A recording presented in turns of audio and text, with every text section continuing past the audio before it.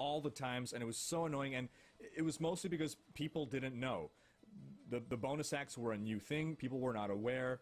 Nowadays, it's better, but it still happens, and there's no reason for this whole thing to exist, which is what makes it still kind of frustrating. So in this Reddit thread, it was proposed, why not just do away with bonus acts? And someone's reason against it boiled down to, well, then people are gonna QQ, they're gonna complain that we're not getting a bonus for doing things anymore. We're getting less materials. So I propose as a solution to this, well, just remove the bounties and double the drop rate. And it looks like that's exactly what Blizzard is doing, and I think this is a great change. Alright, let's take an in-game look at some of these features now, starting with the Armory. So we see here, new features, new in patch 2.5, the Armory. The Crafting Materials tab. Alright, so we're in-game now. We're seeing this right here. Access your crafting materials right from your inventory screen. Look at that. Beautiful. It's all listed right there. Let's go take a look at our stash, see what's there. Now, typically, this was my tab for my materials. It's still here. So it looks like the gems are still there. What this puts is the bounty materials as well as the crafting materials. So gems will stay. I thought gems were going to go in there as well. That's fine though. I actually understand. Yeah, you wouldn't want to put gems in because gems are useful for other things. But now let's see how that interacts with the Horadric Cube. Kanai's Cube. I'm sorry. So let's say we want to reforge. Let's reforge this Aquila Cuirass here. We'll click this. Alright, it looks like you actually want to pick the recipe first. So let's say I want to extract the power. I'm going to put this in here. I'm going to hit fill, and it's going to auto-fill from my inventory there. Look at that. Beautiful. It even tells you, no, you don't have enough Ariat War Tapestries. That's astounding. How do I not have any Ariat War Tapestries? But this is so great and convenient now. You don't have to go to your stash, pull out the materials, and now auto-fills them. Even just that would have been great. Now, where is that armory? Let's go find it. Is it right here? Yes, it is. Look at this. Look at this wardrobe function. We're going to click on it. We're going to see what happens. So it opens up. You can save a total of 5 builds per character. Now, this does not store your items in here. They're still stored in your stash.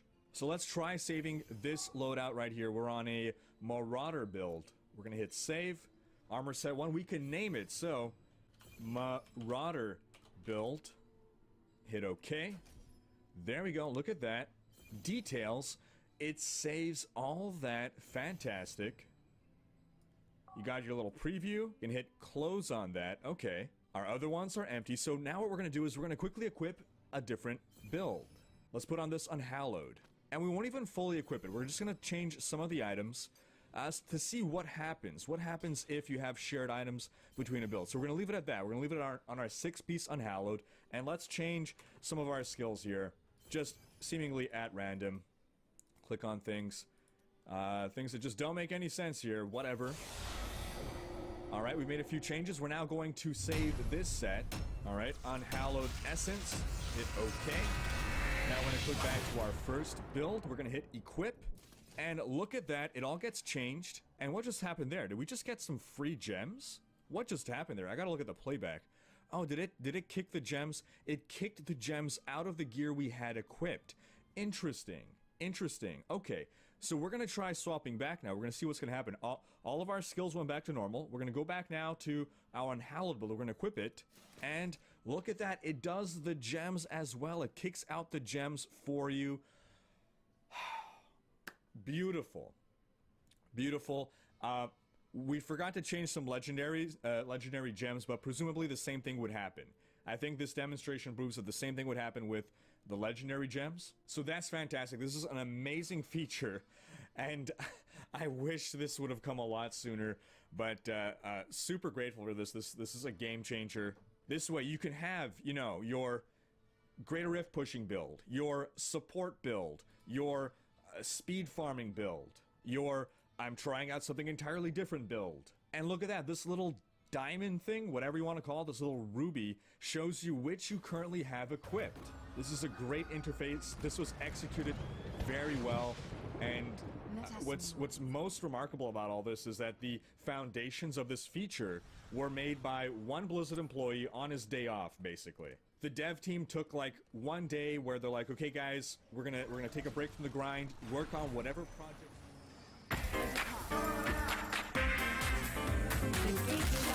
DiGiorno? Do your thing. Rise to the occasion. It's not delivery, it's DiGiorno. Hey guys, we're gonna take a break from the grind, work on whatever projects you want to work on. And one guy working by himself basically made this entire system. You know, it's since been polished and stuff, but he laid the groundwork for this, and this is gonna make build swapping so much easier. As for Primal Legendaries, this is what a Primal Legendary looks like, and I'm not loving the red. I like that sort of border at the top. It looks menacing and stuff. The red I'm not fond of. Hopefully this isn't set in stone. I don't know. It looks a little too garish. Maybe some kind of like cool molten lava-y border that's kind of like a modification of the existing ancient border. I don't know. What do you guys think about it? Or even if they just made it look like blood running down stone or something. It's mostly just these sides that are super red that I'm not loving. And lastly, let's look at the map, which is our bonus act. No bonus act, guys. They're gone. Good riddance. Bounties have been updated. Complete a set of bounties in any act to unlock a large heraldric chest full of rewards. Now, at the start of this video, I said I was flabbergasted. And there's a couple reasons for that. One was that we're getting these much wanted features. The second was the ancient ancients, but the third was how quickly we got this PTR. We're not even a month into the season, folks, and there's not a whole lot of stuff to test right now. Maybe for bug testing, but not really for balance testing. So I suspect that over the course of the PTR, and we're expecting or estimating that the current season will last in total 3 months. It might be shorter like the previous season, but if it is a full 3 months, I would not be surprised to see more balance changes coming. I think they just want to let the big stuff out first, and maybe in a week or two they're going to start adding in some other balance changes. There's been speculation that Season 10 will be a big meta shakeup. Even if there isn't though, just these new features are fantastic, but if we're still at least 2 months away from a new season, it does seem odd that they're putting up a PTR this early with so little to really balance test. So that wraps up this video, folks. Thanks for watching, and leave a comment with your thoughts on all this. Are you excited for this new patch? If you like this video, please share it, check out these other videos, and subscribe to join Rikers Raiders and keep up with Diablo updates. Swift and silent.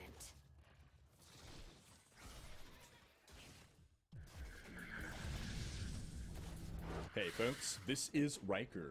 Diablo 3 patch 2.5 features have been revealed. You can check out our video on that for the full details. And while just about all the new stuff seems awesome, there's one new feature that the community is sort of divided on: Primal Ancient items. These are even rarer versions of ancient items that can roll even higher stats. And it's looking like those stats are 30% higher than ancient items, or roughly 70% higher than regular items. And it seems like you have about a 1% chance for a legendary to roll as a primal ancient. A lot of people are upset about this. And as I said on my last video, I don't quite know how to feel yet.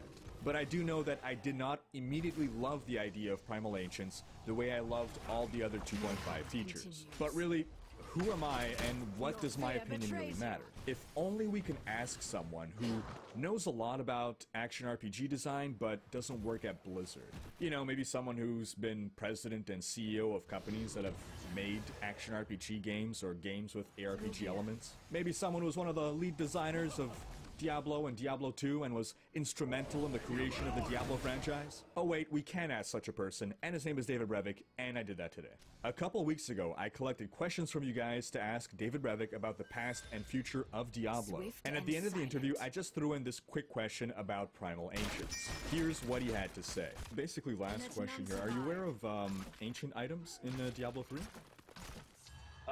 No, I am not. So they added this a few patches ago. An ancient item is a legendary. It's a unique, but so anytime a legendary drops or is crafted, there's a 10% chance that it rolls as an ancient, which has 30% higher stats. So it's the same item effectively, but with higher stats, and it's a 10% chance to get must that. retreat. The community has accepted these, and obviously it's going to be best in slot.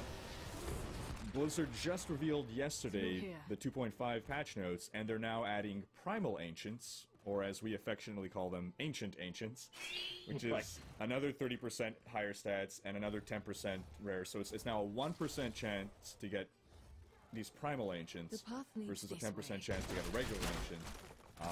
Any particular No thoughts mercy on for the that? wicked.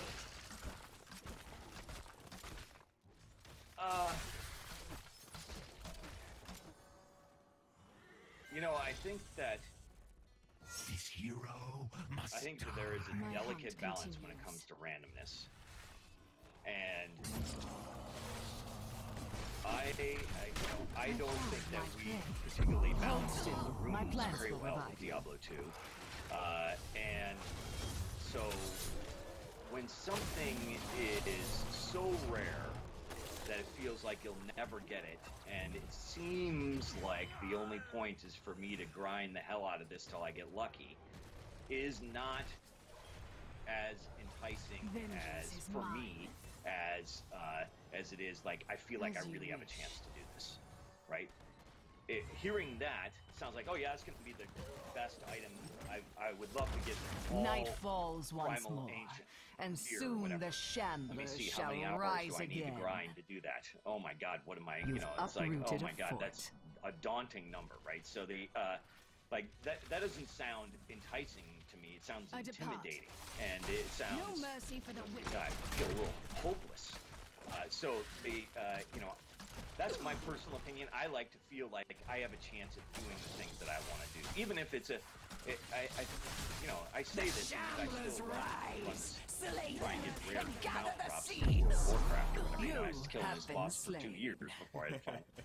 So the, so, but I feel like I know what I need to do, right? You know, even in that situation, it's like, oh, if I go kill this boss once a week for 60 weeks, there's a good chance I'm going to get this thing. Then it feels like, oh, there's a means to the end, right? You know, that's like, I feel like that I'm not just a, you know, Take its have I power. been blessed by RNGesus, right? You know, has he granted me Your his terror wisdom, lives. the ability to get the Go! things that I want? 'Cause Harvest you end up your in a enemies' situation, randomness corpses. ends up in a situation like this, and this happens all the time. This is one of the reasons that, one of the things that we learned in Marvel Heroes, and we changed it actually, is that originally you could unlock other characters by getting them to drop. There were, like, let's say, I think we launched like 25 or 30 different heroes.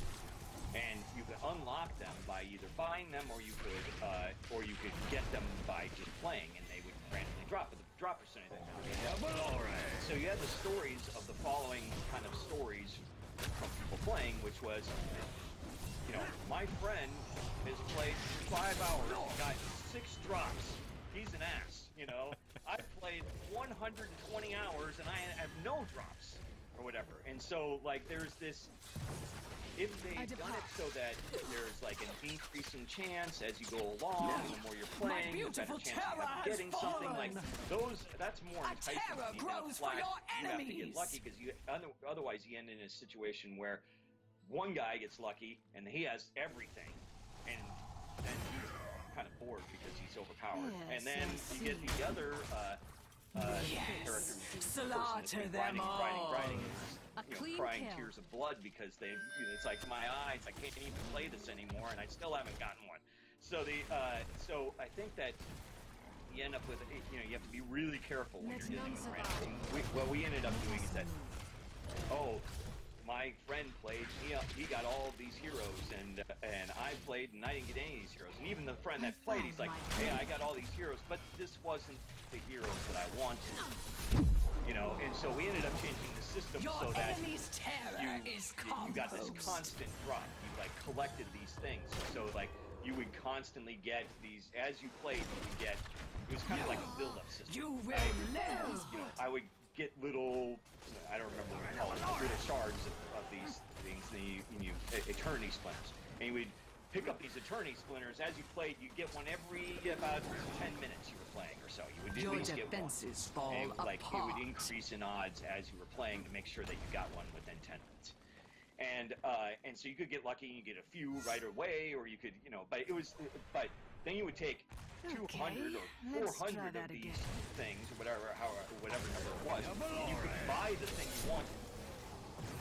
So, and what was nice about that is that you felt like you were progressing towards the things that you wanted, that were most elite in the game or whatever. It felt like I wasn't grinding forever. There was a light at the end of this tunnel. I was going to get the thing that I wanted, and as long as I was patient, maybe I would be playing, and we kept the drops in. You could just get lucky, and it could just happen. A drop could happen, and I could still get lucky. But if I'm not getting lucky, there's kind of insurance that I'm not getting lucky. So I think you have to be very careful about how rare things are. If you get into ultra random, ultra rare stuff, you end up in a situation where people just are angry. My servants will clean that up. Great insight. And personal experience, because I've known games where it's like it feels like, you know, it's that hopeless that I'll never get what I want. This hero So I just need to specify here that throughout the interview, David had good things to say about Diablo 3 and the devs. He does not believe that Diablo 2 was the perfect game. You heard him admit that Diablo 2 had some balancing issues with the loot drops. And he stressed that it took years and many patches for Diablo 2 to get to the point that we all fondly remember. So he wasn't at all putting down Diablo 3 or the devs or the direction that they took. Even though there were some things he would have done differently, he just chalked that up to his own personal preferences, without implying that it's the better decision. He comes across as a really humble guy, and he doesn't pretend to have all the answers or know what's best. Also note that his comments here are completely off the cuff. He never before heard of ancient items, let alone primal ancients. So he hasn't put the amount of thought and reflection into the idea of primal ancients that the Diablo 3 devs have put. These are just his initial impressions. Now you heard him talking about Marvel Heroes, an MMO ARPG that he developed as the head of Gazillion Entertainment. And I think he raised an interesting idea. What if there was some way to collect something that could eventually be cashed in for a Primal Ancient without the RNG element? Currently, you can collect bounty materials and souls and then just keep re-rolling in the cube until you get a Primal Ancient. But that doesn't remove the RNG element, which can lead to immense frustration. So what if for a much higher cost, you can get a guaranteed upgrade for an ancient item into a primal ancient? Food for thought. Let's hear what you guys have to say. Also, I'll be parceling out my hour-and-a-half-long interview with David Revick into shorter, more digestible videos, which I'll release over the coming days /weeks. So stay tuned for that. He has some really insightful things to say about action RPGs, about the future of Diablo, and about the past of Diablo. I may put up the whole unedited interview as a behind-the-scenes video on Patreon, but I know most of you don't want to watch a 1.5-hour-long video. And that wraps up this video. Thanks for watching. Leave a comment with your thoughts. Do you guys like Primal Ancients? If you like this video, please share it, check out these other videos, and subscribe to join Rikers Raiders to keep up with all things Diablo.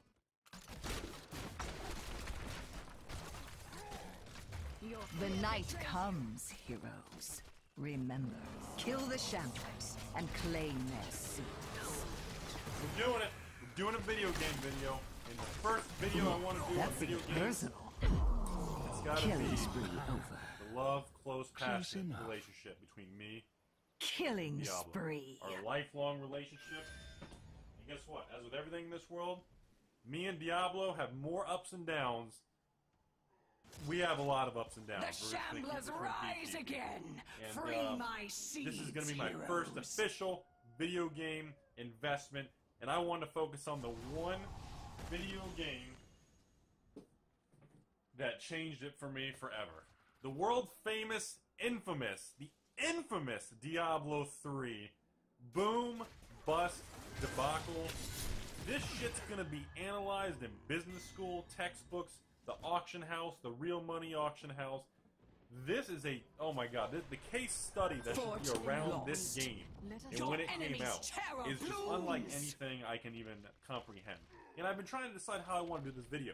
Do I want to focus on the video of just how I made money with the collector's editions? Or do I want to focus the video on I was so obsessed with the real money auction house with this game and making money and turning it into an empire? So, I think, I don't know, we'll see how it goes as far as time-wise and everything, but first things first. through here. Diablo 3 was released 2012. The infamous May 2012. Your enemy has And when I heard annihilated there a was going to be a bot. regular version and a collector's edition, the very first thing I did was go, oh shit. There's going to be $100, badass, high quality, heavy, fancy collector's edition, loaded with goodies. You know what it reminded me of? The first thing I thought of? World of Warcraft Vanilla collector's edition for $1,000. Spill their blood. We need to go big on Diablo 3. We need to go big. I mean, it's going to be huge. It's going to be big. So what did I do? Very first thing I did, took out my cell phone, I took out my TI-83 calculator, I texted everybody, emergency boardroom meeting, in the backyard, clothing optional. We all went back there, I had to get everybody in. Lumberg came in pissed off, and I said, look dude, this shit's going to be flippin' huge, okay? I don't think you understand the size of this shit, giggity. And what I'm saying is we need to go big on this. I mean, we need to go hard. Again, what she said. But the thing is, this is what we did. I went after these collector's editions like there was no tomorrow. I didn't give a shit, man. When these Diablo 3 collector's editions came out, at the time, it was only available, PC and Mac. There was no PlayStation, different versions or anything like that. But I've been playing Diablo since literally PC in the 90s. And then when they released PlayStation 1, I mean, I have all the Diablo stuff. Massive fan. And my relationship with Diablo is so damn long. It's just, I could write a damn book on this by itself. So what did I do? I wanted literally 300 to 400 Diablo 3 collector's editions. This is all I have left, by the way. I've sold the rest of the Diablo 3 collector's editions in the last 12 to 18 months. Which is another reason why I wanted to delay making this video. I didn't want to affect the market or anything. So, I've sold most of my position. I have, maybe like 20 Diablo Collector's Editions left. My cost basis is like around $92 a Collector's Edition. When these things came out, they were $99.99. If you bought them from a Best Buy or retail store, you pay tax, you'd be around $106, $107.